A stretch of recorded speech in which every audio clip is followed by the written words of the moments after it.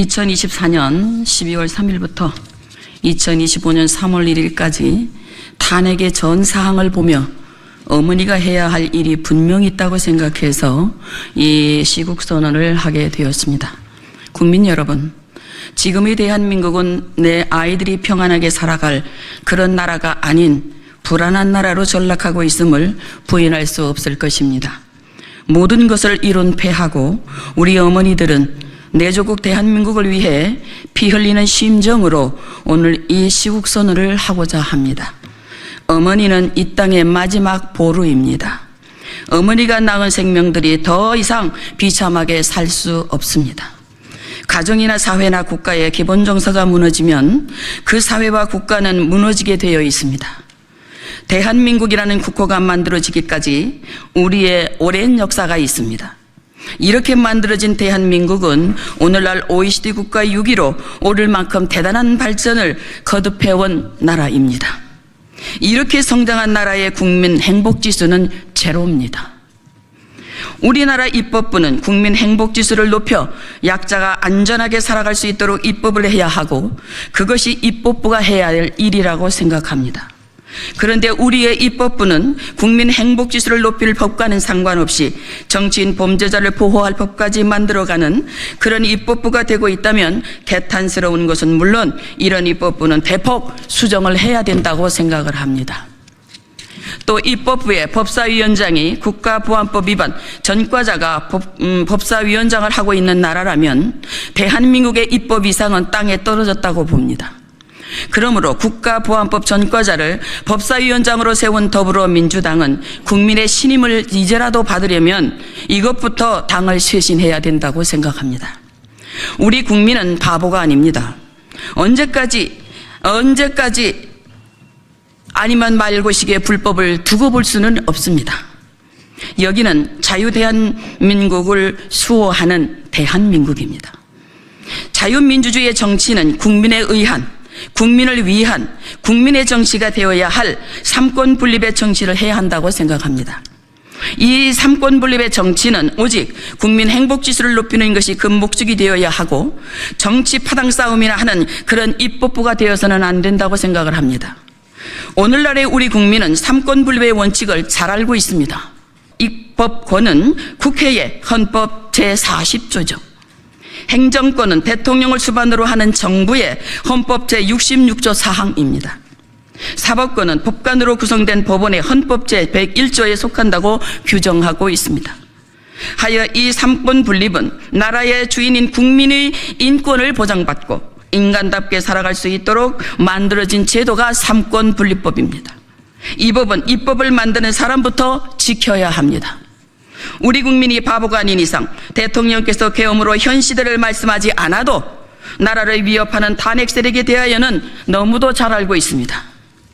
하여 1.13 비상계엄을 통해서 삼권 분립이 무너진 것을 우리 국민 5천만 모두가 이제 알게 되었습니다. 처음부터 대통령이 계엄에 너무 놀라 그 계엄을 보고 믿어지지 않았습니다. 왜 윤석열 대통령은 비상계엄을 선포해야만 됐을까? 다른 방법은 없었을까? 이런 생각을 많이 했습니다.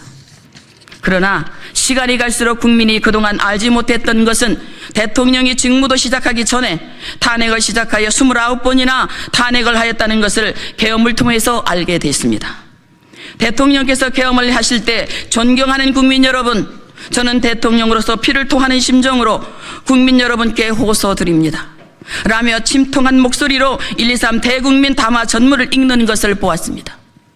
우리 어머니들은 그 담화문을 들으면서 처음에는 무슨 뜻인가 하였으나 대통령께서 임기도 시작하기 전부터 탄핵을 입에 담고 계속하는 29번의 탄핵을 보며 정부가 마비되어 가는 것을 보면서 얼마나 많은 날들을 고뇌하며 두렵고 떨리는 마음으로 하루하루를 보냈었을까를 생각하면 가슴이 아픕니다. 더불어민주당은 190석 이상의 무소불위의 힘을 만들어 가진 당으로서 판사를 겁박하고 검사를 탄핵하고 사법 업무를 마비시키고 장관과 감사원장, 이틀 출근한 방송통신위원장, 야당 대표를 째려봤다고 법무장관 등 29번의 탄핵으로 그 힘을 휘둘렀습니다. 우리 어머니들은 이것을 다 보았습니다. 또 국가 본질 기능을 유지하기 위한 마약 범죄 단속, 민생 치안 유지를 위한 예산을 전액 삭감하여 국가 본질 기능을 훼손하고 대한민국을 마약 천국, 민생 치안 공황 상태로 만들었습니다. 또 다수의 야당은 2025년 예산에서 재해대책 예비비 1조 원, 아이돌봄 지원 수당 384억 원, 청년 일자리 등 4조 1천억 원을 삭감했습니다. 그리고 추경을 이야기합니다. 우리 국민은 바보가 아닙니다. 이율 배반적인 정치를 하는 이런 지금 상황을 우리 국민이 보고만 있을 것 같습니까? 또 현 정부 2년 동안 더불어민주당은 민생은 외면하고 미친 듯이 탄핵을 29번이나 하여 국가 기능을 마비시키는, 국가와 국민을 위협하는 독재 입법부가 되었습니다. 그러나 우리 국민은 계엄으로 인하여 계몽되어 깨어났습니다. 그 증거가 지난 3.1절 대국민 맨손혁명의 손을 들었습니다. 이 맨손혁명은 어떤 것으로도 막을 수 없습니다. 한간에 이 혁명을 저해하고자 하는 음모가 있다고 들었습니다. 탄핵이 입법부의 권한이라면 비상계엄 선포는 행정부 수장인 대통령에게 주어진 권한도 있습니다. 그리고 국민혁명 또한 국민의 권한도 있습니다. 민주당 야당과 한동훈계로 일컫는 여당 소수의 의원들에 의해 대통령은 내란죄, 외환죄의 죄명으로 탄핵이 되었습니다. 부인할 수 없는 현실 속에서 개개인적인 의견은 있겠으나 이분들은 시대적 책임을 결코 묵과할 수 없을 것이라 생각을 합니다. 국무총리 탄핵도 200명이야 가결될 수 있는데 150명으로 무사 통과시키는 국회의장이었습니다.